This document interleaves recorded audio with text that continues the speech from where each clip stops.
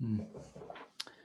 자, 오늘은 이사야서 제24장부터 28장까지를 공부하겠습니다. 지금까지 이사야서의 내용들은 이제 그 이사야 당시, 그러니까 2500년 전에 일어날 사건들에 대한 예언, 그리고 그 예언을 동시에 지금 현대, 즉 마지막 경륜의 시대의 사건과 이제 이중적인 의미를 가진 예언들이 쭉 이어져 있었습니다. 이제 주목할 만한 것은 아무튼 그 이제 하나님을 저버렸던 성약을 저버린 이스라엘 백성, 북왕국 이스라엘과 남왕국 유다에 대한 하나님의 징계. 자, 그들이 결국은 세상에 떠들게 될 것이고, 하지만 마지막 날에는 그들이 다시 회복될 것. 그리고 이와 같은 물리적인 징계가 현대 지금 우리들에게도 적용되어서 마지막 날에 악인들에 대한 징계가 있을 것임을 동시에 이야기하고 있습니다. 하지만 비록 징계가 있을지라도 사람들이 구원받는데 어떻게 구원받느냐? 자, 그걸 한 단어로 뭐라고 했었죠? 자, 임마누엘, 즉 하나님이 함께 하시니 구원이 함께한다. 자, 이것은 2000년 전에 주님이 탄생하시는 것, 그리고 지금 마지막 우리 시대에도 악인들에게 징계가 있을 것이지만 결국은 주님께서 재림하시게 되면은 세상이 구원받게 되는 것, 복천년이 열리게 되고 세상의 슬픔과 고통이 없어지는 것, 이런 것들이 이중적인 의미로 계속 이어져 왔었습니다. 예. 자, 이제 오늘 공부할 내용도 사실은 다르지 않아요. 하나님의 징계가 어떻게 이루어지는지 이것을 설명하고 있어요. 자, 일단 그 시작은 제가 좀 읽으면서 시작할게요. 자, 24장 1절부터 보시면은 이렇게 시작합니다. 보라, 여호와께서 땅을 공허하게 하시며 황폐하게 하시며 지면을 뒤집어 엎으시고 그 주민을 흩으시리니. 자, 2500년 전에 있을 일, 그리고 지금 현대에 있을 일 모두를 동시에 상징하고 있습니다. 자, 근데 2절에 보시면은 백성과 제사장이 같을 것이며 종과 상전이 같을 것이며 여종과 여주인이 같을 것이며 사는 자와 파는 자가 같을 것이며 빌려주는 자와 빌리는 자가 같을 것이며 이자를 받는 자와 이자를 내는 자가 같을 것이라.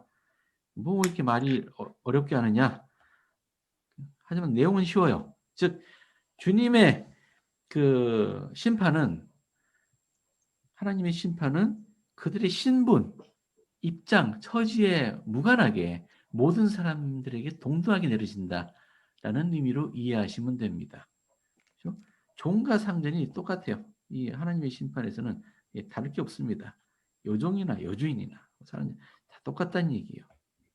근데 여기서 주목하고 싶은 거는 이 부분이에요. 백성과 제사장도 같을 거래요. 요건 좀 우리에게 뭔가 좀 생각하게 하는 게 있지 않나요? 백성은 그냥 일반 평면을 얘기하는 걸 테고 제사장은 뭘 의미하는 걸까요? 성직자로 알고 있습니다. 공직자들. 감사합니다. 우리 설명을 좀 읽을까요? 네. 지금 그러니까 종교 지도자들이에요. 근데 종교 지도자들이 백성들과 똑같이 심판받는다는 얘기예요.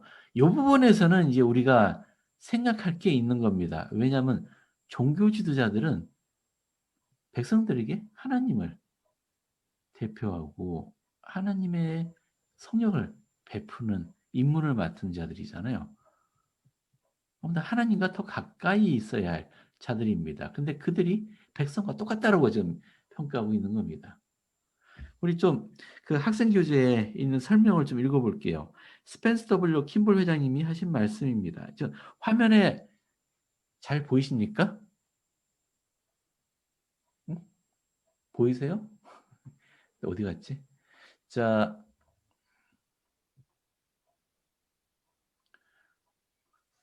대답이 없으시면 잘 보이는 걸로 판단하겠습니다. 여기 제가 좀 색칠해 놓은 부분만 좀 읽어볼까요? 스펜스 W 킴볼 회장님께서 하신 말씀이세요. 누가 어느 분께 좀 부탁드릴까요? 윤정현 자매님 괜찮으세요? 잘 보여요? 읽을까요? 네. 인간의 타락을 부태질하는 성직자들의 음성도 섞여 있어 경악을 금치 못하며 인간의 타락하려는 욕심을 불러일으키고 전능하신 하나님을 거부하는 음성도 있습니다. 진실로 이러한 사람들은 자신의 신조를 굳게 움켜잡고 있어야 함에도 불구하고 세상의 요구에 휩쓸리고 있는 것입니다.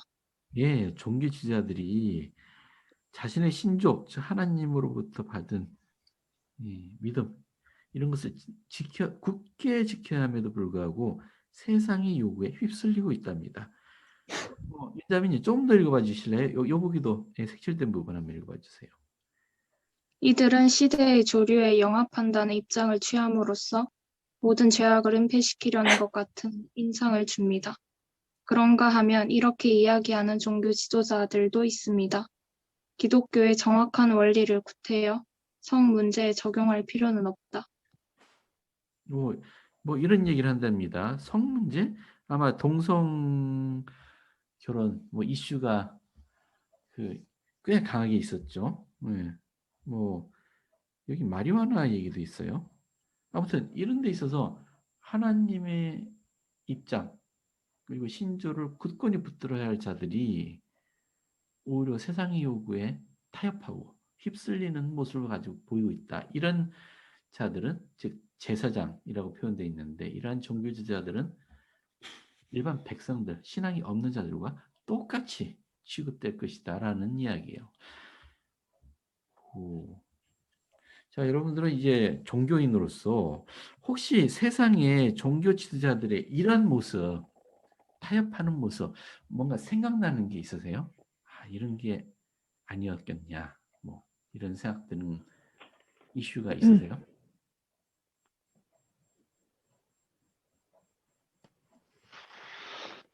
저 같은 경우는 그 기독교계 목사 중에서 이제 동성애자 행사에 이제 직접 나서서 물론 그들을 형제 자매로 받아들이는 건 이해할 수 있지만 뭐 결혼이라든지 뭐 그런 법적인 문제가 해결이 돼야 된다든지 하는 데에 자기 목소리를 높이는 사람들을 본 적이 있습니다. 그래요. 그러네. 왜 그렇게 했을까요? 그 사람은. 자,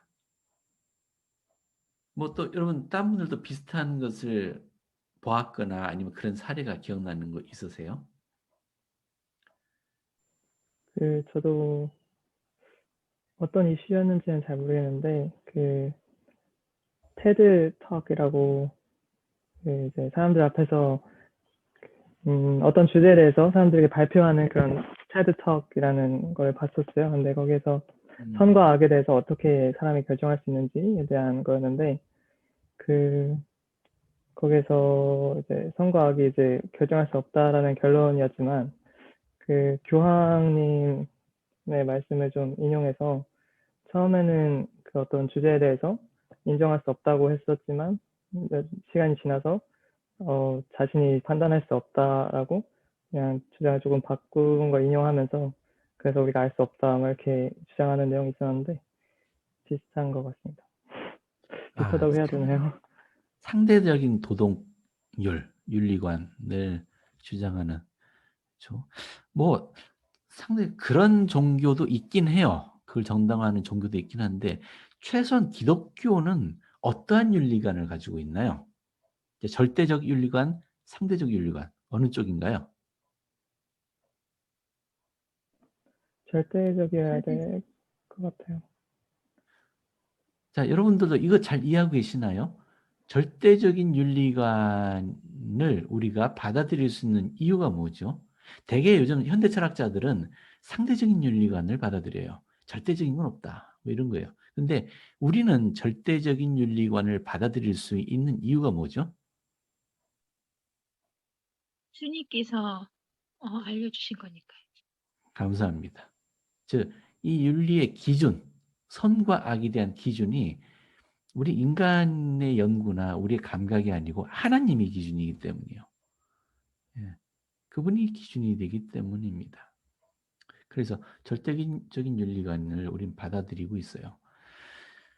근데 때로는 뭐 많이 공부했다라고 하는 그 이제 기독교 목사들 또는 학자들 가운데도 상대적인 윤리관을 말하는 사람도 있어요.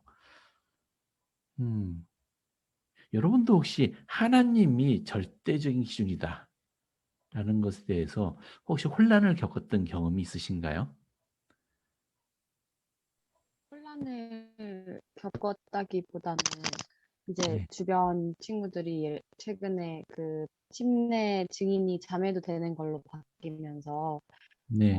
그런 거나 이제 작은 교회 법 규칙들이 바뀌는 걸 보면서 교회 규칙들이 조금씩 바뀌네 이렇게 반응하는 친구들을 본 적이 있었던 것 같아요. 교회가 뭔가 바뀌네.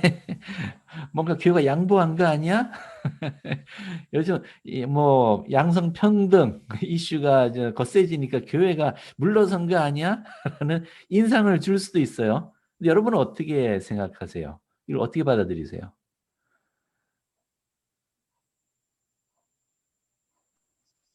진짜로 교회가 물러선 건가요? 이 이슈에 대해서?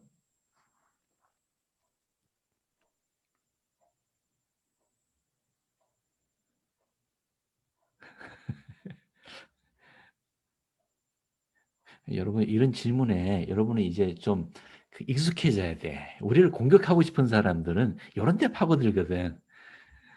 잖아요. 근데 이런 질문을 받았을 때 당당하게 뭔가 설명할 수 있는 준비가 되어 있다면은, 아마 여러분 친구들에게도 좋은 인상을 줄 수 있을지도 모릅니다. 자, 교회는 교리를 바꾸었나요? 신권에 대한 교리를 바꾸었나요? 그러면 여성들도 침례의식의 증인이 될 수 있다라는 것은 뭘 바꾼 건가요? 교리를 바꾸었나요? 절차. 그렇죠. 절차. 정책을 바꾼 것뿐이에요. 그죠? 정책을 바꾼 겁니다. 그러니까 과거에는 좀 보수적으로 사회 통념상도 그렇고 그래서 당연하다고 생각하면서 받아들였던 규칙을 우린 다시 한번 생각했을 때 이걸 꼭 우리가 고수해야 되느냐? 하나님이 우리 주님께서 주신 가르침, 경전의 말씀, 선자께서 주신 원칙들을 생각했을 때 이 규칙은 좀 너무 과한 거 아니었나? 라는 판단을 할 때 검토할 수 있어요. 절대로 계명이라든지 교리 이런 것이 바뀌는 건 아니에요. 하지만은 우리 일상적으로 하던 관습, 통념 이런 것들은 상황에 맞춰서 바꿀 수 있습니다. 하지만 세상이 거세게 저항한다고 해서 자 이제 다음 달부터는 여성들에게도 신권을 부여하겠습니다. 아니, 자매님들 불편하게 생각할 분도 계실지 몰라요. 이 여성과 신권 문제에 대해서는 나중에 혹시 기회 있으면 좀 한 번 더 얘기 나눠봅시다. 절대로 여성들을 비하한다든지 뭐 여성들의 역할을 과소평가하든지 절대로 이런 건 아니에요. 신권과 관련돼서는 그런 의미가 아닙니다.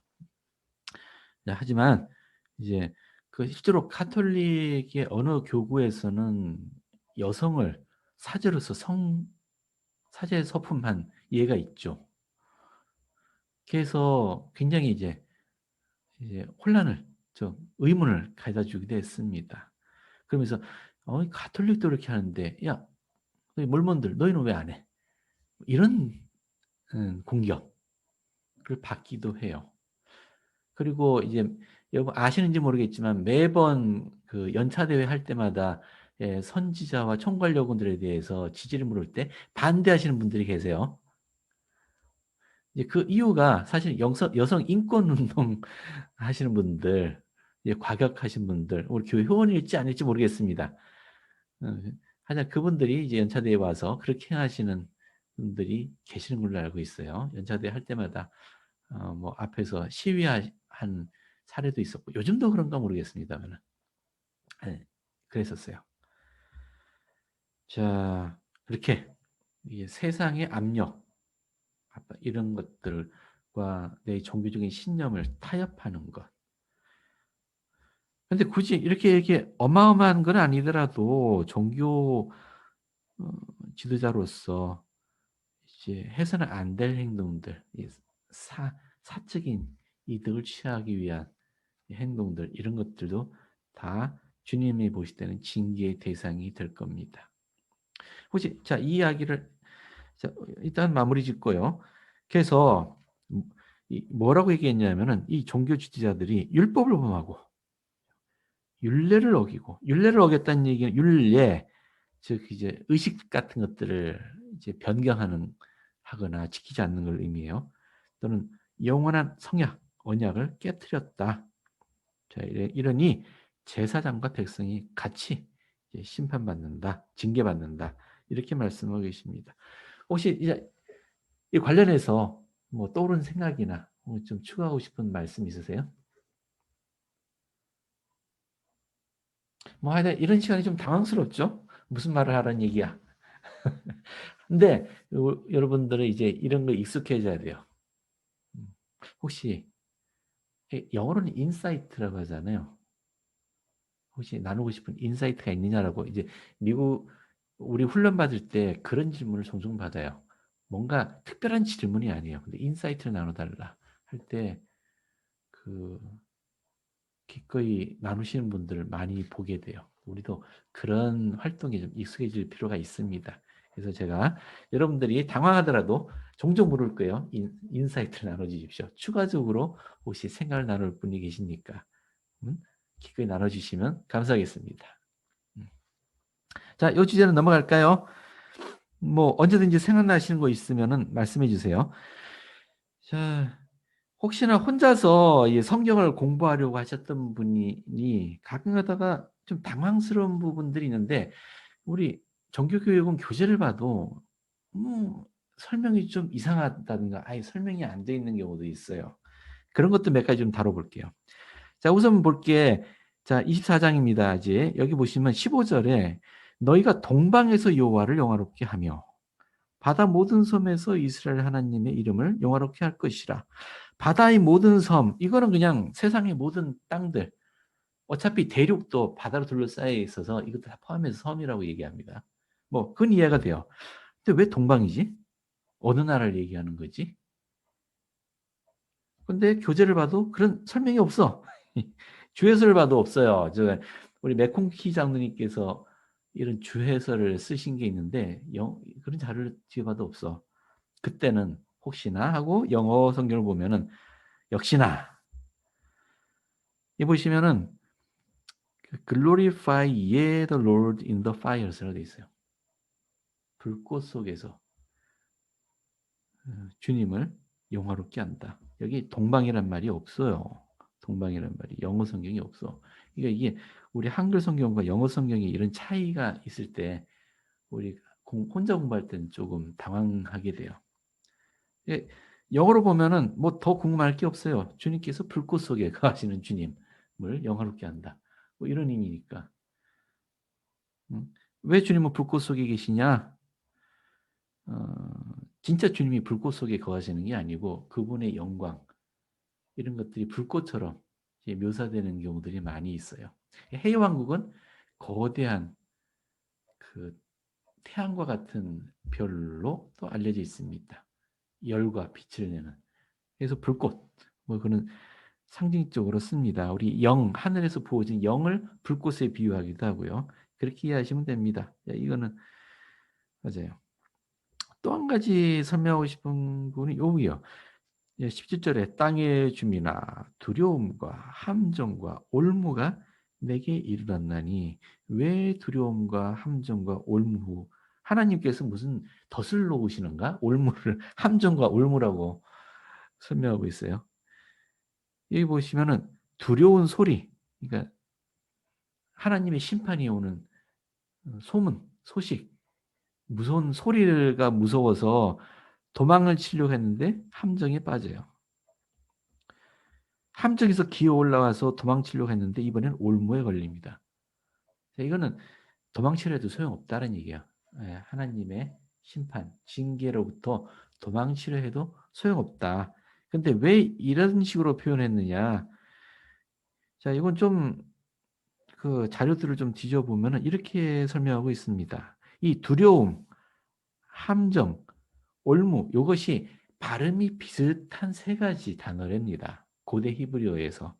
이제 하파하트, 바합, 뭐 이런 식으로 발음이 비슷한 세 단어를 연결해 놓고 이걸 어떤 시적인 표현으로 써놓은 거예요. 특별히 이제 함정이나 올무가 될 필요는 없지만은 이제 이사야가 이걸 할 때 시적인 표현을 한 겁니다. 그래서 아무도 발음이 비슷한 세 단어를 나열함으로써 아무도 심판에서 벗어날 수 없다. 두려운 소리로부터 도망쳐도 결국은 함정에 빠지고 함정에서 올라와도 결국 올무에 걸리게 된다. 뭐 이런 걸 표현하기 위한 것이다. 뭐 설명을 해놨는데 이 자체가 그렇게 썩 중요한 건 아니었네. 그렇죠? 두려움과 함정과 올무. 이것도 혹시 궁금해하실까 봐 설명드렸습니다. 자, 22절로 가면은 여기 한번 누가 한번 읽어봐 주세요. 22절에 23절. 우리 김태훈 형제님 부탁드릴까요? 22절, 23절. 네. 그들이 죄수가 깊은 옥에 모임같이 모이게 되고 옥에 갇혔다가 여러 날 후에 형벌을 받을 것이라. 그때의 달이 수치를 당하고 해가 부끄러워하리니 이는 만군의 여호와께서 시온산과 예루살렘에서 왕이 되시고 그 장로들 앞에서 영광을 나타내실 것입니다. 감사합니다. 자, 이제 하나님에 대해서 얘기하고 있는데, 자, 깊은 옥에 갇힌 사람이 누구일까요? 자, 여러분이 알고 있는 이제 교리들 좀 생각해 보시면 옥에 갇힌 자들 누구를 보통 얘기하죠? 사탄일까요? 아, 사탄. 그렇네. 요즘 사탄이 활개치고 있는 것 같은데 왠지 옥에 갇혀 있는가 싶긴. 미안해요. 그것도 맞는 것 같네. 생각하니까 그 생각 못했어요. 근데 그거 말고 우리 죄로부터 벗어나지 못한 자들이 옥에 갇혀 있잖아요. 그렇죠? 예. 여기 보시면 그 옥에라고 되어 있는데 영어로 pit라고 표현되어 있어요. 영어로 봅시다. They shall be gathered together. 그들은 함께 모일 거다. As prisoners are gathered in the pit. 이제 구덩이 속에 죄수들이 모여는 같이. 그리고 shall be set up in the prison. 그리고 감옥에 갇힘 같이. 뭐 이렇게 돼 있어요. 죄수들이 모일 거다. 근데 그러면 우리 죄에서 벗어나지 못한 자들이 모이는 것, 이거 우리 영옥을 의미한대요. 영옥을 의미한답니다. 그런데 옥에 갇혔다가 여러 날 후에 형벌을 받을 것이다 라고 되어 있어요. 형벌을 받을 것이다. 영옥에 갇힌 자들이 형벌을 받는다 하니까 좀 당황스러워요. 근데 영어 성경을 보면은 달라요. 여기 보시면 After many days shall they be visited요. 그러니까 이거 뭐 어떻게 해야 돼요? visited? 방문을 받는다? 우리 영어 성경을 보면 이거는 뭐를 묘사한 장면으로 보이세요? 영의 세계에서 복음 전파. 그렇죠. 주님께서 그들을 방문하시고 그들에게 복음을 전하여서 이제 회개의 길을 여는 것을 묘사하고 있습니다만 우리 한글 성경은 이 판본이 다르서 이제 형벌을 받을 것이라 전혀 엉뚱한 뜻으로 묘사가 되어 있어요. 그래서 이거 그냥 한글 성경만 읽으면 이해 안 되는 부분일 거예요. 또 한 가지 여기 보면 주님에 대해서 이야기했잖아요. 여기도 주님에 대해서 얘기한다고 생각해 보세요. 여호와께서 시온산과 예루살렘에서 왕이 되신다. 그리고 장로들 앞에 영광을 나타내신다고 했는데 왜 달이 수치를 당하고 해가 부끄러워하리라 라고 되어 있는데 해가 달과 해는 뭐 어떤 역할을 맡고 있나요? 우리 세상에서 빛을 비춰주는 존재들이잖아요. 이들이 부끄러워할 이유가 뭐죠? 달과 해가? 왜 여호와 달이, 예? 달이 핏빛으로 변하고 해가 그 빛을 발하지 않는다는 그 말씀인가요? 그 말씀. 아, 그래서 부끄러워. 음, 왜 해와 달이 빛을 잃고 피비이 된다고 예언했는지 우리는 아직 이해 못하고 있어요. 네.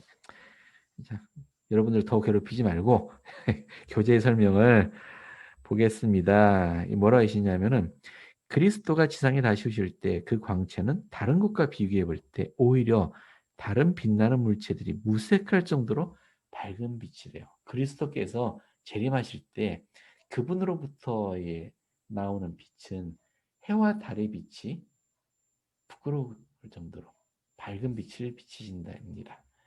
그것을 표현한 거래요. 이게 보면은 여기 22절, 23절은 언뜻 읽기에는 부정적인 말인 것 같은데 사실은 긍정적인 겁니다.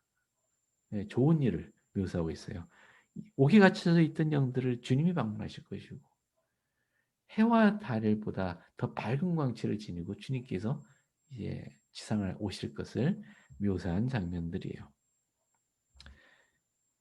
음. 자, 24장 여기까지입니다. 혹시 뭐 질문이나 나누고 싶은 생각이 있으세요? 자, 여기는 이제 25장과 26장은 이러한 하나님, 우리 주님이죠. 그리스도 주님에 대한 이제 찬양의 문구들이에요. 그분을 묘사하는. 그래서 이제 몇 가지 표현을 뭐 찬양이니까 좋은 말들이에요. 근데 조금 몇 가지만 좀 살펴볼게요. 자,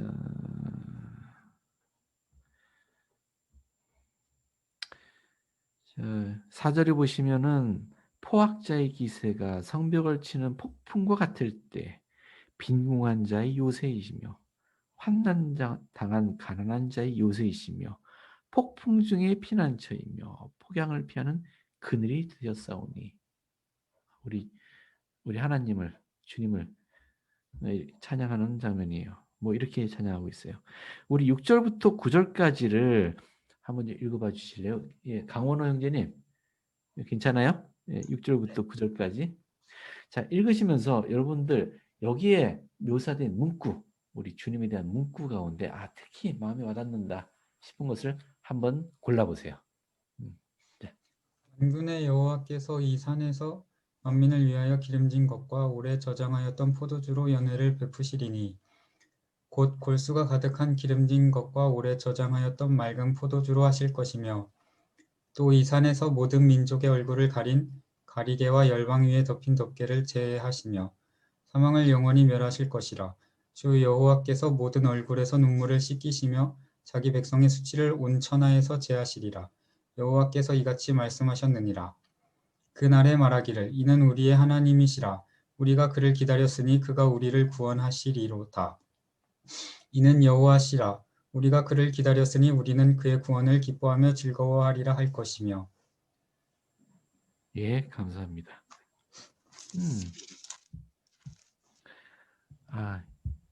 나한테 뭐 특별한 느낌을 주는 문구가 있었나요? 저는 여기 8절에서 네. 모든 얼굴에서 눈물을 씻기시며가 와닿았어요. 그래서 왜 그게 와닿으셨어요? 그냥 힘들 때 나는 눈물도 있겠지만 그분이 오셨을 때 기쁜 눈물도 같이 그러니까 어떤 눈물이든 닦아주신다는 것 자체가 그냥 뭔가 직접적으로 그분이 진짜 나에게로 온다는 것 같은 느낌을 받아서 약간 그냥 어떤 눈물을 흘릴진 잘 모르겠지만 그냥 그분이 나에게 그런 직접적인 영향을 이렇게 주실 것 같다는 느낌에 눈물이 씻겨지겠다 그런 생각이 들었어요. 감사합니다. 눈물을 식힌다. 이 표현이 참 좋지 않아요? 예, 슬픈 얼굴에서 눈물을 식히시겠다. 큰 위로를 주시는 다는 그런 의미이시겠죠. 또 혹시 다른 분? 저는 이게 마음에 와닿아요. 저는 그 김지연 구절에 누구시죠? 아, 김연아 김연아 자매님. 네, 네네. 자매님. 예. 저는 그 구절에 우리가 그를 기다렸으니 우리는 그의 구원을 기뻐하며 즐거워하리라 할 것이며라고 얘기한 부분이 와닿았는데 네. 조금 반성을 하게 되는 것 같아요. 정말로 구주의 그런 속죄를 알고 있지만 내가 정말 그것을 진정으로 감사하면서 생활하고 있나? 라는 그런 생각이 조금 들어서 네, 와닿았던 것 같아요. 고맙습니다. 우리 한나 자매님 감사할 게 많아요? 네, 내가 잊고 있지만 감사해야 될 것들 한번 떠올린다면 어떤 것들 생각나세요? 저는 일단 속죄가 떠오르고요. 우리 위해 속죄해 주신 것. 네. 좋습니다. 또 그리고 가족도 떠오르는 것 같아요.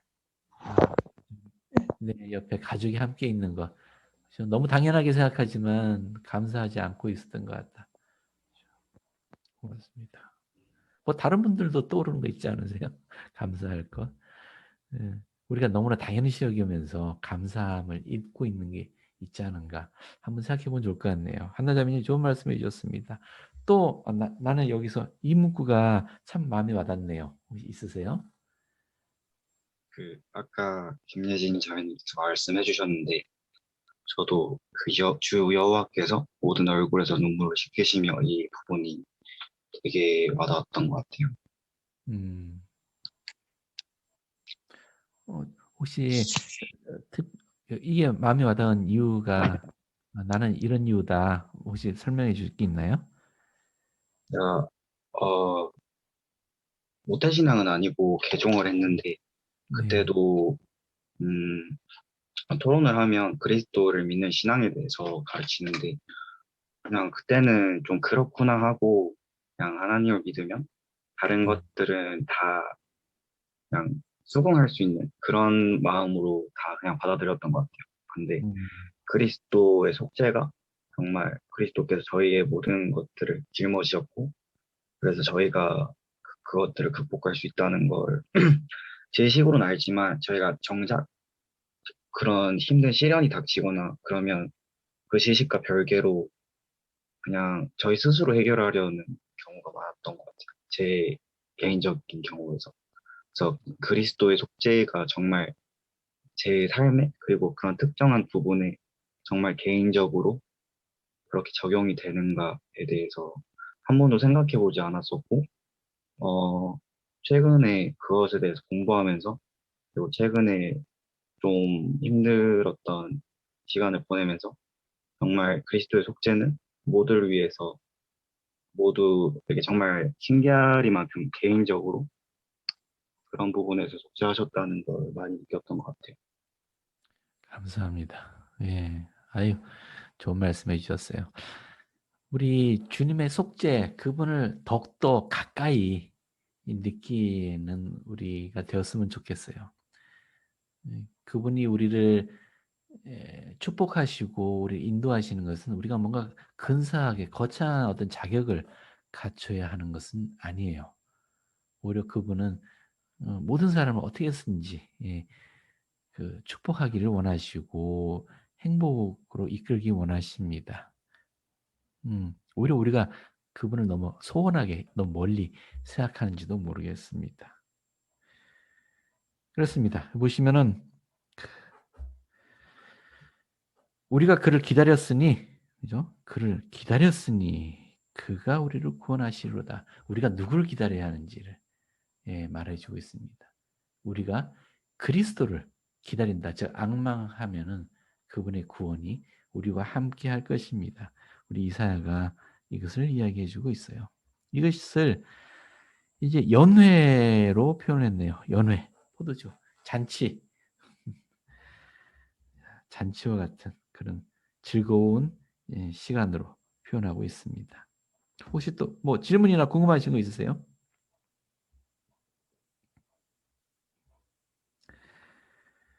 자, 우리 그 25장의 18절에 이건 간단히 설명 넘어갈게요. 잉태하고 상고를 당하였을지라도 바람을 낳은 것 같아서 라는 표현이 있는데 이게 아마 잘 이해가 안 되실 겁니다. 바람을 낳는다는 게 출산을 했는데 바람을 낳는다는 게 무슨 뜻이냐. 이게 헛되다는 뜻이에요. 헛된 것을 낳았다. 비유겠죠. 자, 어떤 경우에 대한 비유이냐.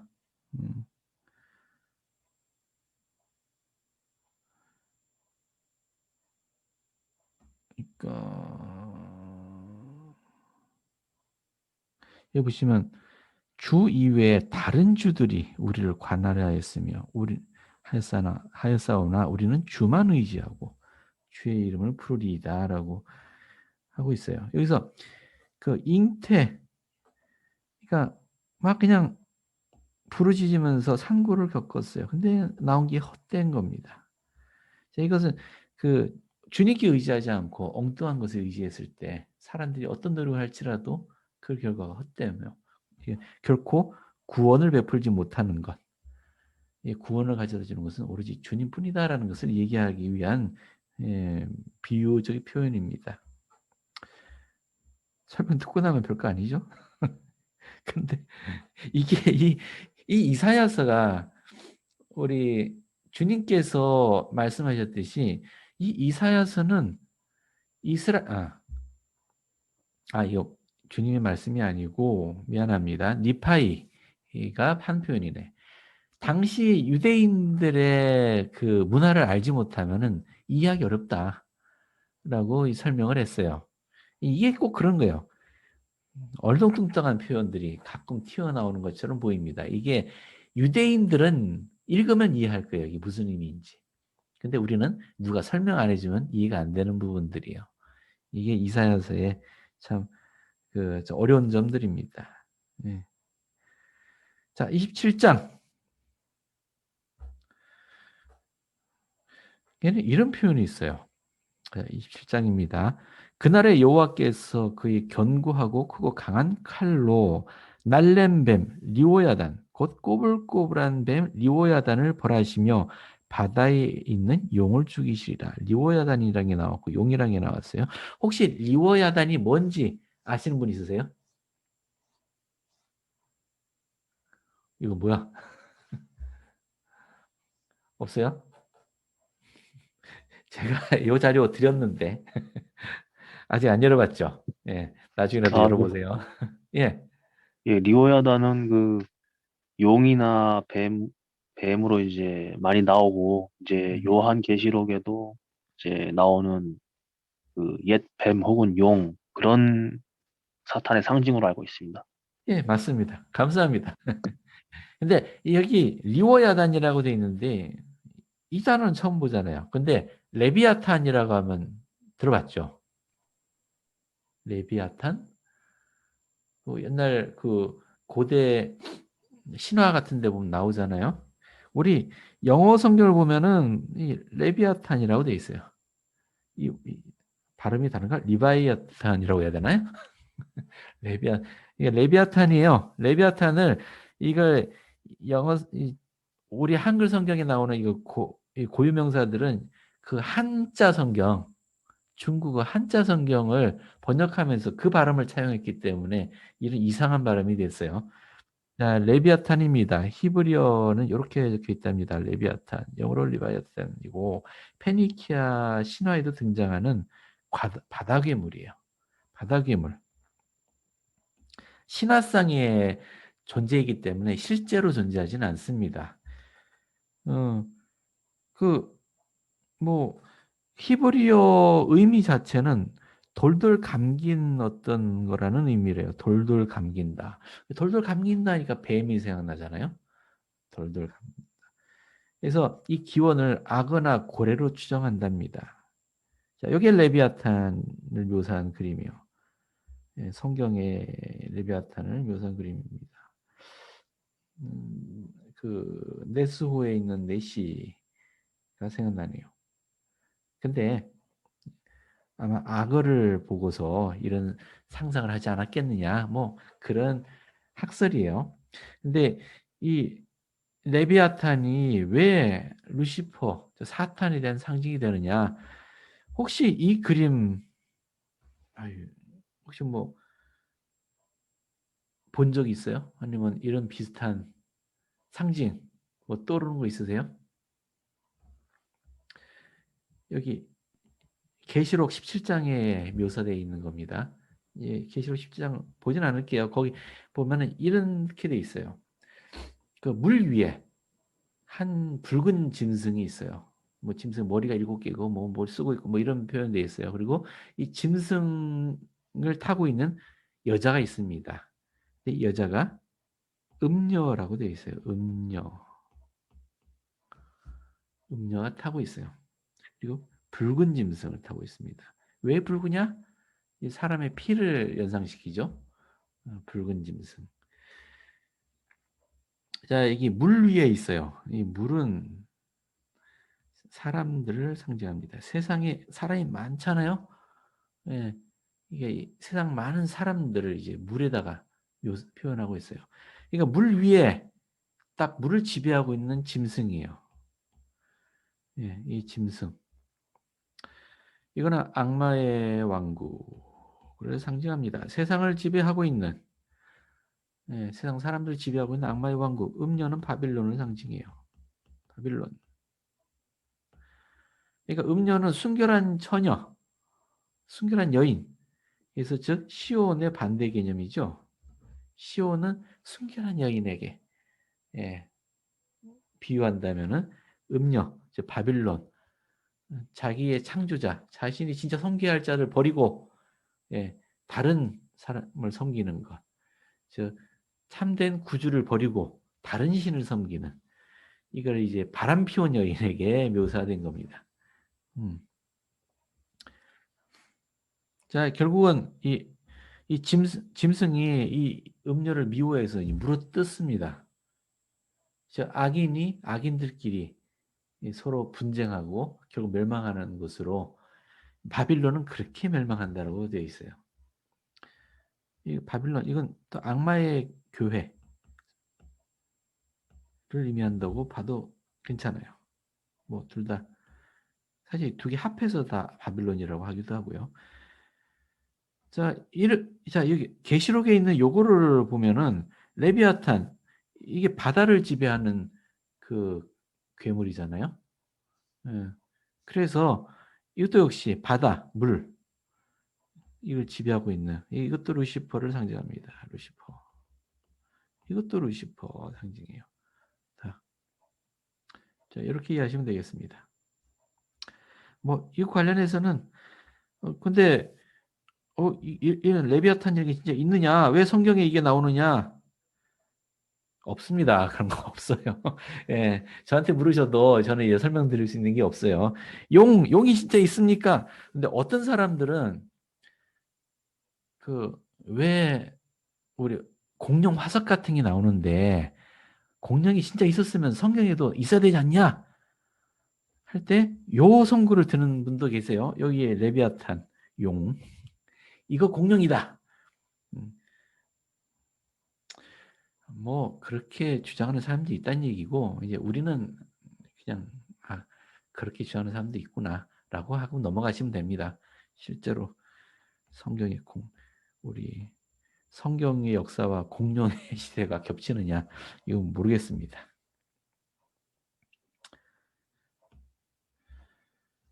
자, 결국 27장도 그래요. 예, 사탄의 세력, 사탄의 왕국을 주님께서 심판하시겠다라는 예언이라고 생각하시면 됩니다. 이것 관련된 좀 한번 읽어볼까요? 여기 한번 누가 읽어봐 주세요. 자, 글씨가 자, 어느 분께 부탁드릴까요? 김민재 형제님 혹시 괜찮으세요? 읽을 수 있나요? 목소리 들리시나요? 예, 잘 들립니다. 이스라엘이 회복되면 이스라엘의 우미 돋고 꽃이 필 것이라. 그들이 그 결실로 지면을 채우리로다. 그 결실은 평강의 복음이다. 이와 동시에 주님은 날랜 뱀 리워야단을 곧 꼬불꼬불한 뱀 리워야단을 벌하시며 용을 죽이시리라. 용이나 뱀은 하나님과 모든 인류의 공동의 적인 사탄의 대명사로 경전에서 쓰이는 말이다. 그러므로 사탄 자신만이 아니라 사탄을 섬기는 모든 사람도 리워야단에 포함된다.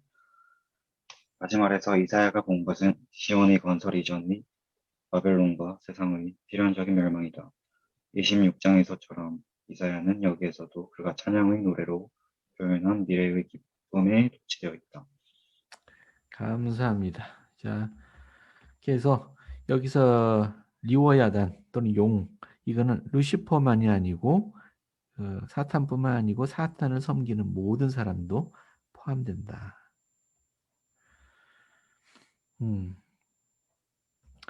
지금 세상이 사탄을 섬기고 있죠. 사탄의 논리, 주장, 사탄이 제시하는 가치관을 따르고 있습니다.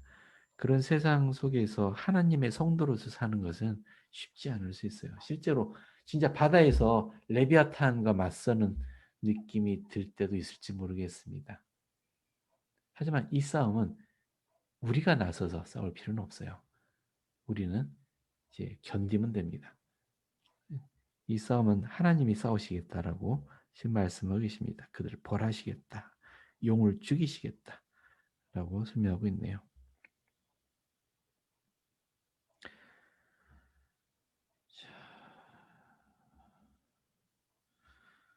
자, 제가 여기 설명들을 붙여놨으니까 혹시 궁금하신 거 있으면 이것도 참조하시기 바랍니다. 자, 27장으로 넘어갈게요. 28장, 마지막 28장입니다. 자, 에브라임의 면류관이 밟히리라. 에브라임은 그냥 북왕국 이스라엘을 의미합니다. 예, 북왕국에 수도가 있던 장소, 또 그 북왕국을 다스리던 왕이 에브라임 지파 사람이었기 때문에 에브라임이라고 얘기하고 있어요. 이제 북왕국이 이제 징계받을 것임을 또 얘기하고 있습니다. 여기 넘어갈게요. 그들을 붙잡히게 하시리라. 근데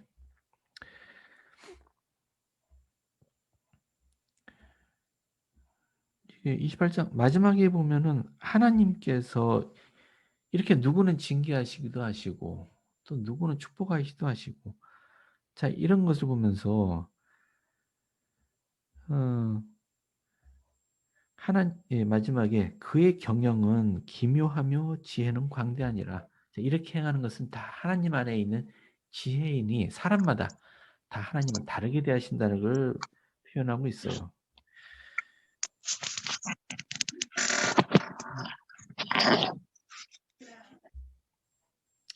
자, 그러면서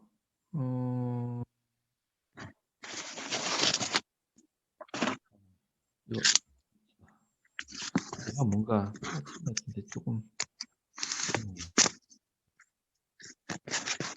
자, 이걸 한번 다뤄봅시다.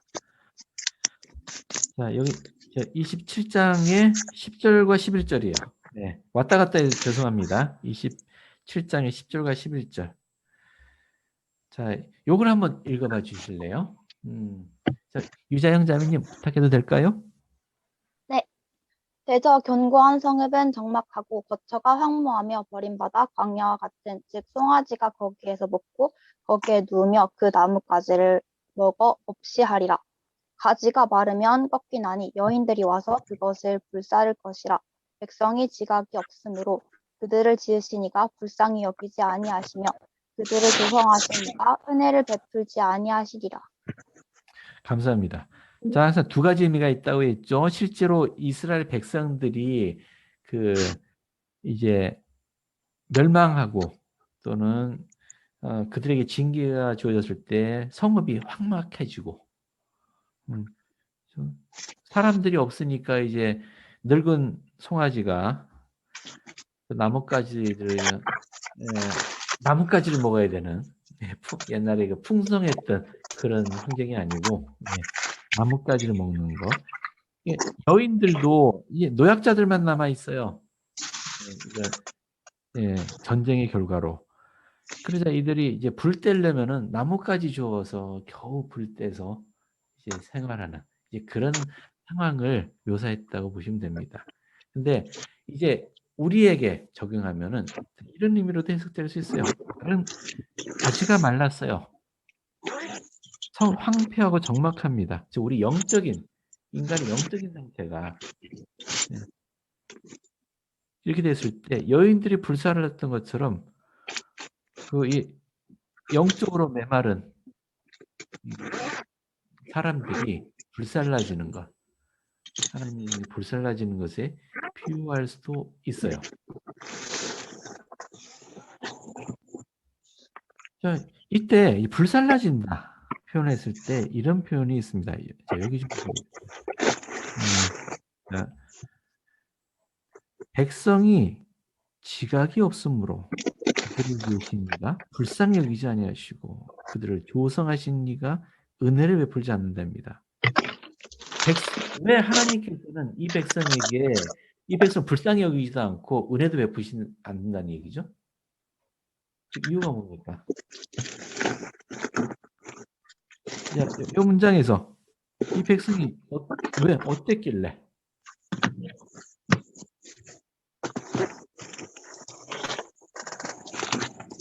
지각이 없었기 때문에. 지각이 없다라고 묘사되어 있죠. 지각이 없다. 근데 영어로는 It is a people of no understanding이에요.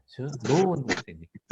이해가 없는 백성이므로 그들에게 자비도 no mercy예요. 자비도 없고 no favor, 은혜도 베풀지 않겠다. 좀 무서운 얘기잖아요. 그러니까 지각이 없다는 말을 이제 이해하자면은 그 이해력이 없는 백성이란 얘기예요. 이해가 없다. 자, 한번 질문 한번 생각해 봅시다. 자, 그러면 우리는 하나님의 자비와 은혜를 얻기 위해 우리는 무엇을 이해해야 될까요? 이해가 없어서 자비와 은혜를 못 받는다고 했잖아요. 이 백성들이. 자비와 은혜를 얻기 위해서 우리는 무엇을 이해할 필요가 있을까? 요거를 여러분 카톡방에 좀 올려주세요. 여러분 올린 글을 좀 화면에 공유하면서 같이 보면서 토론하게 카톡방에 여러분 생각을 올려봐 주세요. 우리는 이걸 이해해야 됩니다. 봅시다. 유자현 자매님, 하나님 아버지의 사랑을 느끼고 계명에 순종해야 한다고 생각해요. 자, 이걸 이해하면은 우리 그 자비와 은혜를 받을 수 있을까요? 유자현 자매님 좀 더 설명 좀 해줄 수 있어요? 하나님 아버지께서 저희를 사랑하신다는 것을 먼저 이해를 해야 속죄나 다른 것들에 대해서 좀 더 순종할 수 있다고 생각해요. 네. 자비를 얻기 위해서는 먼저 그분이 저희에게 명하신 일들을 좀 할 필요가 있다고 생각합니다. 그런 거 아무것도 안 하고 해주세요 요구만 하는 건 조금 아닌 것 같다고 생각해서 그렇게 적었어요. 고맙습니다. 그 사랑이라는 단어를 쓰신 게 굉장히 와닿네요. 하나님은 우리를 사랑하십니다. 그래서 주신 계명들이에요. 이걸 이해하지 못하니까 의무적으로만 따른다든지 아니면 관습으로만 따른다든지 이렇게 할 때 하나님의 참 뜻을 이해하지 못하죠. 아마 마음에 사랑을 키우지 못하는지도 모르겠습니다. 감사합니다. 우리 김영희 자매님하고 강원권 형제님이 모두 예수 그리스도의 속죄를 이해해야 된다고 말씀하셨어요. 혹시 좀 어느 분이 좀 더 설명해 줄 수 있나요? 왜 이게 중요하죠?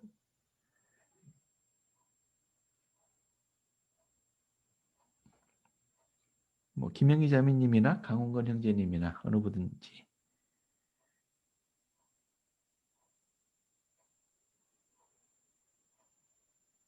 그럼 제가 설명을 해도 될까요? 예, 감사합니다. 이, 네, 제가 생각하기로는 우리가 구원받을 수 있는 게 하나님 아버지의 은혜, 그리고 하나님 아버지 자비로만 네, 자비로 우리가 구원받을 수 있고, 또 예수 그리스도의 속죄가 없다면 우리가 구원받을 수 없기 때문에, 네, 제가 하나님 아버지의 자비 또 은혜를 이해하기 위해서는 먼저 그 예수 그리스도의 속죄, 그분께서 저희한테 베풀어 주신 우리가 하지 못하는 몇 가지, 뭐 여러 가지 것들을 할 수 있도록 해주셨기 때문에 먼저 이해를 해야만 하나님 아버지 자비와 은혜를 이해할 수 있다라고 생각을 했어요. 또 설명이 너무 길죠? 아니, 괜찮아요. 네, 말씀하세요. 네, 또 하나님 아버지의 은혜 또 자비는 예수 그리스도를 우리에게 보내주셨기 때문에 제가 이제 부모기 때문에 그 자녀에 대한 이제 그러한 사랑을 알기 때문에 또 하나님 아버지의 은혜, 자비는 바로 예수 그리스도라고 생각을 하기 때문에 그렇게 적었습니다. 아이, 감사합니다. 그러니까 당시 백성들이 이 속죄 원리를 이해하지 못하기 때문에, 속죄 원리를 이해하지 못하기 때문에 그들은 교만해졌고, 하나님께서 자비를 베풀지 못하는 상태 되었다. 우리 감사합니다. 우리 강원권 형제님, 뭐 추가하고 싶은 이야기 있어요?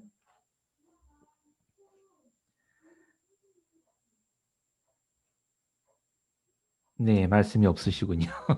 자, 김태훈 형제님, 한번 읽어볼까요? 이 구절을 봤을 때 저는 하나님께서 우리에게 어떤 자비와 은혜를 주고 있는지 이해해야겠다고 생각했습니다. 왜냐하면 하나님께서는 우리가 그분의 자비와 은혜를 받을 수 있도록 다 주셨는데 우리의 지각의 부족으로 선택하지 못하는 거라고 생각했기 때문입니다. 오, 다 주셨는데 우리가 알지 못하고 있다.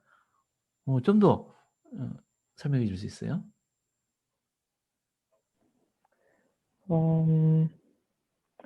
그냥 그 구절에서 하나님 아버지께서 조금 냉정해 보이셨지만, 제가 생각했을 때는 그분이 줄 수 있는 건 다 주셨다고 생각해요. 속죄부터 계명과 우리 경전과 선지자의 말씀들을 통해서 그분이 줄 수 있는 건 다 주셨다고 생각하는데, 사람들이 스스로의 선택으로 그분을 따르겠다고 선택하지 않았기 때문에 결국에는 마르게 되고 멸망해서 그렇게 됐다고 생각을 했습니다.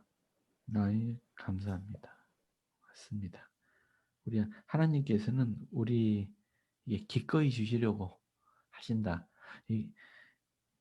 이것이 우리 큰 위안을 주지 않는가 생각이 들어요. 우리 김혜진 자매님, 우리가 하나님 아버지의 자녀라는 것을 알아야 합니다. 옛 백성들은 이걸 몰랐기 때문에 하나님의 자비를 못 받았다라는 얘기잖아요. 왜 그렇다고 생각하세요? 저는 그 질문에서 하나님의 자비와 은혜를 어떻게 얻냐고 하셔서 저는 질문을 하나님의 자비와 은혜가 곧 예수 그리스도의 속죄라는 생각이 들었어요. 그래서 그분의 속죄를 얻기 위해 무엇을 알아야 하는가 했을 때 그냥 저의 개인적인 경험으로는 사실 그걸 내가 왜 받아야 하는지를 아는 게 중요하다고 생각하거든요.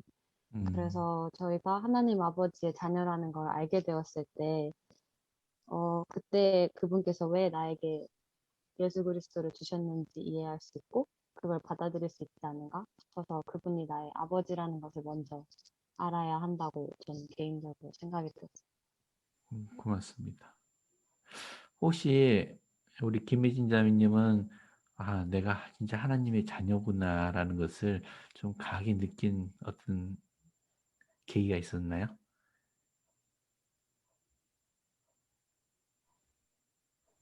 너무 많은데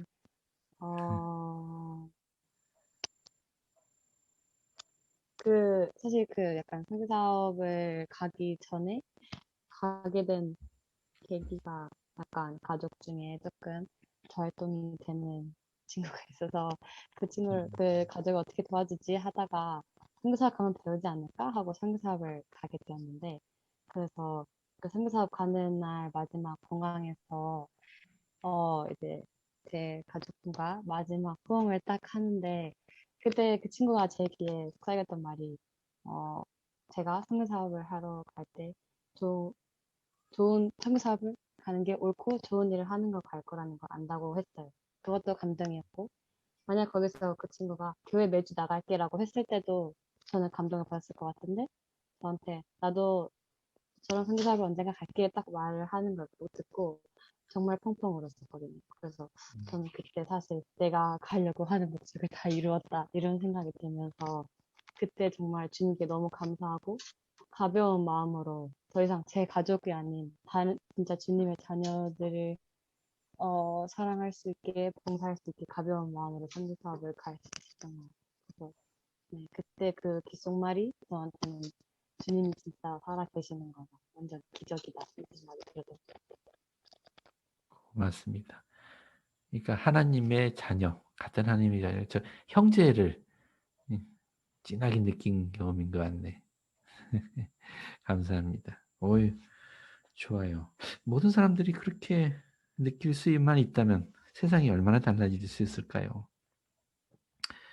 최도 형제님, 하나님께 온 것과 사탄에게 온 것을 분별하는 것, 이게 왜 중요하다고 생각하세요? 뭐 다른 것들은 이미 다른 형제자매님께서 하실 테니까 좀 다른 식으로 그 생각하고 싶었거든요. 네. 그러니까 뭐 아까도 좀 나온 이야기지만은 뭐 그래도 뭐더라 그 전에 옛날에 앤더스 장로님께서 연처대에서 하신 말씀 중에 좀 기억나는 것 중 하나가 우리는 모든 것은 알 수 없지만 그래도 우리는 충분히 알고 있습니다라고 말씀하시는 분이 계시는데 그것처럼 우리 이미 하나님께서는 우리 충분히 저희가 알 수 없는 것들, 우리가 알아야 할 것들을 경전 그리고 리아오나 선지자의 말씀들을 통해서 많이 말씀해 주셨는데 이것이 정말 하나님께서 온 것인지 아니면 사탄에게서 온 것인지 그거를 먼저 분별을 해야 이게 진짜 하나님의 것이구나 라고 하면 진심으로 인정하든 만약에 사탄 될지 모르겠는데 소리가 끊기네. 저기 최승희 형제님하고 되게 가까이 있죠? 그래서 둘이 간섭을 일으키는 것 같아. 예, 소리가. 끊어졌어. 정지해버렸네. 아쉽네. 말을 좀 똑바로 들어주셨으면 좋았을 텐데. 예, 감사합니다. 시간이, 여러분하고 얘기를 계속 하고 싶은데, 또 시간 제약이 또 있네요. 자, 김만나자매님, 회개와 계명이 우리를 사랑하기 때문에 주어진 것임을 이해해야 하는 것 같습니다. 아까 이 사랑에 대한 얘기도 하신 것 같았어요. 고맙습니다. 김민재 형제님은 그리스도와 그분의 속죄를 믿는 신앙과 회개를 이해해야 한다고 생각합니다. 그렇죠. 자, 홍스택 형제님은 몰몬경에서의 권유처럼 주께서 그간 우리에게 얼마나 자비로우셨는가를 기억하고 마음에 깊이 생각해 봐야 할 것 같습니다. 우리 홍스택 형제님 오늘 말씀 못 들어봤는데 혹시 좀 더 나눠줄 수 있어요? 생각을? 네, 좀 나누도록 하겠습니다. 네. 네. 저는 이거를 적을 때 생각한 게 사람마다 사랑을 표현하는 방법들이 다 조금씩 다른데 경전을 통해서 주님께서 어떻게 우리에게 사랑을 표현하시는지를 이해하는 게 필요하다고 생각이 들었습니다. 그래서 경전에서 보면 우리가 어려움이 있을 때 바로 그것을 어려움을 이제 끄집어내 주시고 그것을 중단해 주시는 게 그분의 사랑이 아니라 우리의 짐을 좀 가볍게 느낄 수 있게 또 우리의 어떤 내적 변화 그런 것들을 이끌어내도록 도와주시는 게 주님의 자비와 은혜라고 생각했습니다. 감사합니다. 맞아요. 때로는 우리 그렇게 불평할 때도 있잖아요. 이거 좀 해결해 주세요. 좀 이 짐 좀 덜어주세요.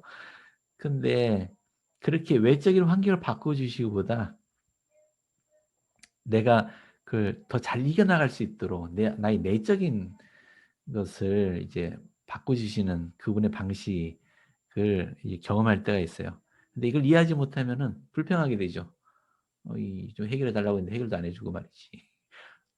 막 이렇게 불편할 때 있습니다. 예, 홍수영이제님, 예, 좋은 말씀해 주셨어요. 자, 혹시 나 꼭 얘기하고 싶다. 이 얘기 안 하면 오늘 밤 잠이 안 올 것 같다. 있으세요? 제가 모든 분의 이야기를 듣지 못해서 혹시나 꼭 말씀하시고 싶으신 분 없으신가요? 저가 예, 아까 얘기를 못했는데요. 네, 강훈은행제님. 예, 네, 듣긴 했는데 얘기를 못해서 그 저희가 그 숙제를 이해하는 것도 이해하는 거지만 좀 더 그분의 살았던 그런 것들, 배경이나 아니면 그분의 처했던 상황 이런 것들을 어, 좀 재미있게 아니면 그냥 그런 것들을 알게 되면 이제 자기의 처해진 그런 상황에 또 빗대어 볼 때 좀 더 피부로 와닿을 수 있도록 이해하게 되는 것 같아요. 그 상황에 어떻게 이런 뭐 예를 들면 뭐 예수 그리스도는 버림받으셨잖아요.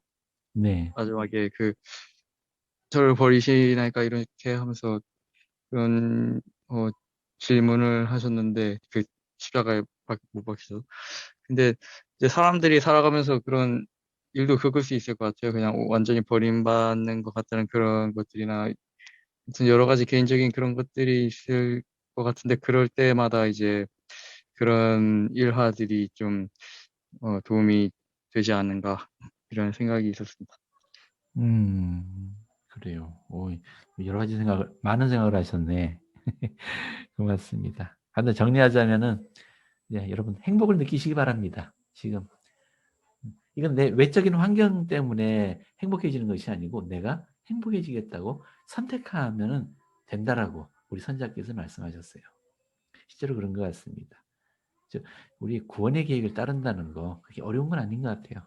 예, 내가 마음을 즐겁게 살아가면 또 좋은 것 같습니다. 예. 자,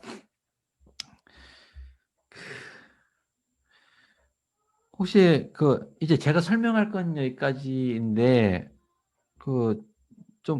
오늘 이 범위 하나에서 내가 설명 안 했지만 혹시 궁금한 거 좀 설명 좀 해주세요라고 싶은 거 있으세요? 질문 안 하시면 마지막 한 주제만 다루고 이제 끝낼까 해요. 없어요?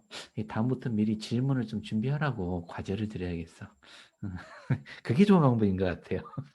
자, 아까 이거 좀 더 다루고 싶었는데 예. 여러분 몇 분이 주님께서 모든 얼굴에서 눈물을 씻기시며 이 부분이 참 와닿는다라고 말씀하셨어요. 주님께서 가지신 우리 위로하는 능력. 근데 여기 있는 것이 이제 복천년 때 사망이 없어지고 세상에 슬픔이 사라지고 뭐 하는 이것이 사실 주 주제이긴 한데 뭐 반드시 주님의 이 위로하는 것은 그때만이 아니잖아요. 지금도 그분은 우리를 위로해 줄 수 있어요. 근데 많은 경우에 그분의 그 축복, 도움은 다른 사람을 통해서 오는 경우가 많이 있어요. 내가 슬플 때 누군가 나를 위로해 주러 오는 사람, 나를 염려해 주는 누군가가 나를 찾아와서 나를 위로해 주고. 근데 반대로 내가 가서 누군가를 위로해야 하겠다고 느낄 때가 있잖아요. 근데 위로한답시고 오히려 위로 안 되는 말이나 행동을 하는 분들이 계세요. 그 부분에 대해서 좀 얘기할까 해요. 주님이 가서 위로해 주라고 했는데 가서 위로는 안 하고 마음에 불을 질러 버리면 안 되잖아요. 근데 잘못 이해하고 있는 것이 있어요. 누군가를 위로하고 마음의 짐을 덜어주기 위해서는 그에게 공감을 해줘야 된대요. 공감. 이 영어로는 empathy라고 해요. 근데 영어로 sympathy라는 말이 있잖아요. sympathy. 근데 이거는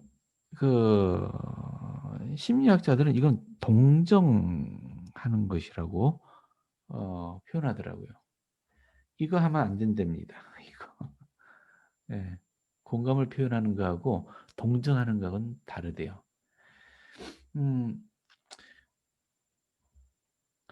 여러분들 많이 경험 안 해봤겠지만 만약에 어떤 장례식에 뭐 장례식까지 안 가고 누군가가 하여튼 굉장히 낙담에 빠졌어요. 근데 친구로서 이 친구를 위로해주고 싶어. 그래서 이렇게 말을 하는 거예요. 걱정하지 마. 지금이 어렵지만은 앞으로 잘 되는 일이 있을 거야. 모든 게 잘 될 거야.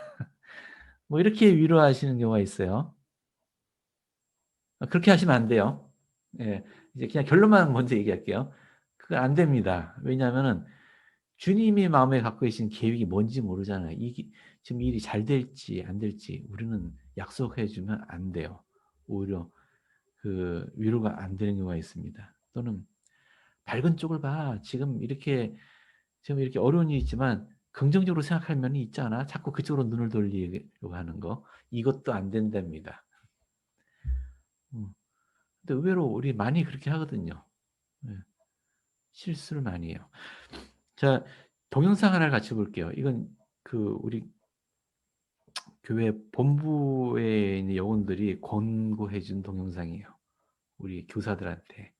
그래서 여러분들에게도 도움이 될 것 같아요. 진정한 공감, 위로를 주는 공감이라는 게 무엇인지에 대한 이제 어느 전문가, 한 박사의 입니다.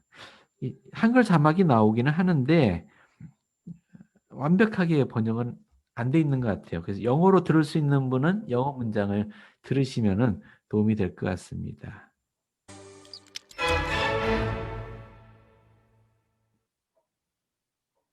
So what is empathy, and why is it very different than sympathy? Empathy fuels connection. Sympathy drives disconnection. Empathy, it's very interesting. Teresa Wiseman is a nursing scholar who studied professions, very diverse professions where empathy is relevant, and came up with 4 qualities of empathy. Perspective taking, the ability to take the perspective of another person or recognize their perspective as their truth. Staying out of judgment, not easy when you enjoy it as much as most of us do. Recognizing emotion in other people and then communicating that. Empathy is feeling with people. And to me, I always think of empathy as this kind of sacred space when someone's kind of in a deep hole and they shout out from the bottom and they say, I'm stuck, it's dark, I'm overwhelmed. And then we look and we say, hey, you can climb down. I know what it's like down here, and you're not alone.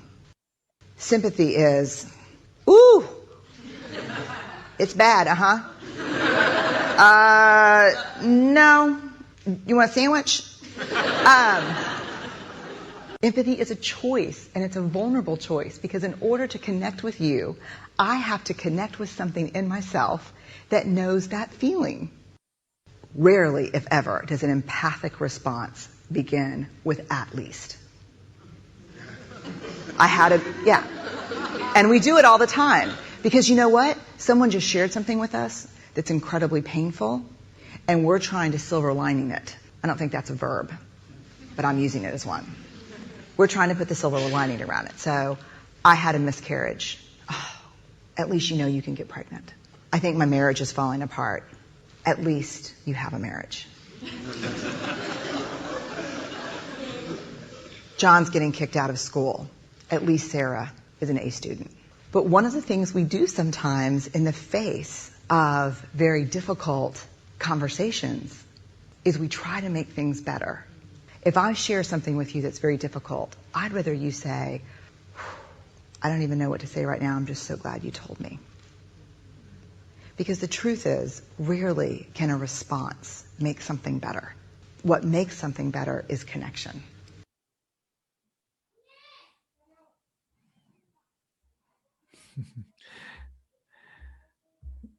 자, 얼굴에서 눈물을 씻기시는 것 얘기하고 있는데 이해가 되셨나요? 제가 이 유튜브의 동영상을 링크 공유할 테니까 다시 한번 보세요. 나중에. 혹시 이와 같은 경험이나 혹시 나누고 싶은 이야기 있으실까요? 그냥 함께 느껴주는 것. 그리고 공감은 쉬운 일이 아니라고 아까 얘기했어요. 왜냐하면 그 슬픔을 겪고 있는 그와 공감하려면 내 안에 있는 뭔가를 끄집어내야 돼요. 이건 고통스러운 기억을 끄집어낼 수도 있어요. 자, 네, 교수님 혹시 그렇게 예, 말씀하세요. 괜찮으시면 질문 하나 해도 될까요? 네, 그 공감을 하려면 내면을 끄집어내야 된다고 하셨잖아요. 네, 만약에 공감을 하려고 그 예를 들어 상대방이 제 친구가 정말 안 좋은 교통사고를 당해서 사랑하는 친구를 잃었을 때 제가 공감해주고 위로해주기 위해서 괜찮아. 그냥 나는 뭐 이런 일도 당했어. 난 뭐 부모님이 이혼하셨고, 뭐 가정폭력을 당했었고, 난 정말 많은 학대를 받았었고, 정말 많은 고통 속에 살았지만, 근데 나는 정말 행복하게 지내고 있어. 뭐 이런 식으로 제 내면의 걸 끄집어내서 그렇게 너보다 내가 더 많은 걸 겪었어. 그래서 괜찮을 거야. 이렇게 받아들일 수도 있을 것 같은데, 제 내면을 끄집어내서 다른 사람 공감한다는 게 어떤 뜻인지 좀 아니요. 구체적으로. 그런 의미가 아니에요. 그러니까 너보다 더 안 좋은 상황에 있는 사람도 있어. 거기 보면 너는 그래도 희망이 있잖아. 힘내. 이런 의미인데 이건 공감이 아니라는 얘기예요. 예. 그 엠퍼티하고 심퍼티 얘기를 했는데 예. 단순히 그런 설명보다는 네가 그렇게 이 상황이 나도 가슴이 아파 라는 것을 이제 같이 슬퍼해주는 이제 그런 것을 얘기하고 있어요. 그러니까 우리 김민재 형제님이 얘기했던 것처럼 그렇게 내가 전에 겪었던 경험도 떠오르면서 같이 아파할 수 있어요. 근데 이제 그걸 어떻게 전달하느냐도 중요한 부분인 것 같아요. 그래, 나도 전에 이런 일이 있었기 때문에 네가 지금 어떻게 힘든지 알아. 나도 너가 그런 일을 겪으니까 나도 슬프네. 뭐 이렇게 말을 해주는 거죠. 그러니까 상대방의 그 느낌을 같이 공유하는 것으로 충분해요. 때로는 할 말이 없을 때는 혹시 그런 경험 있지 않아요? 성인들은 사실 이런 경험 얘기 나눌 게 많더라고. 그냥 내가 슬플 때 옆에서 묵묵히 같이 옆에서 울어주기만 해도 위로가 되는 경우들이 있는 것 같아요. 이제 그런 의미의 공감을 얘기한다고 보면 될 것 같아요. 혹시 여러분도 그런 식으로 위로받아 본 적이 혹시 있으신가요?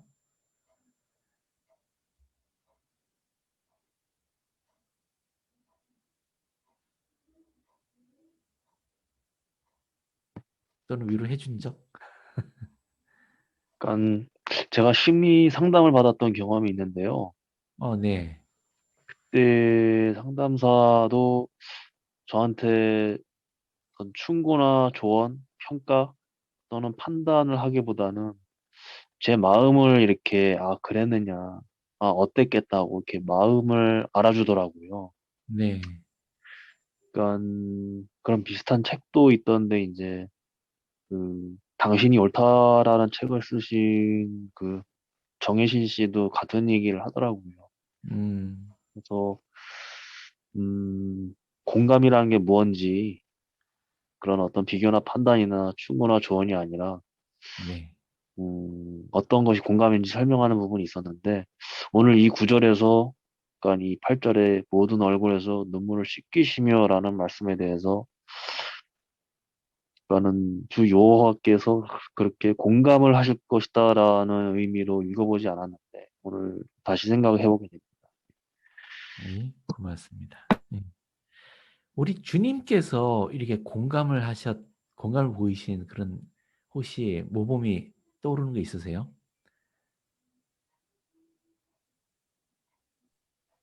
그 예수 그리스도께서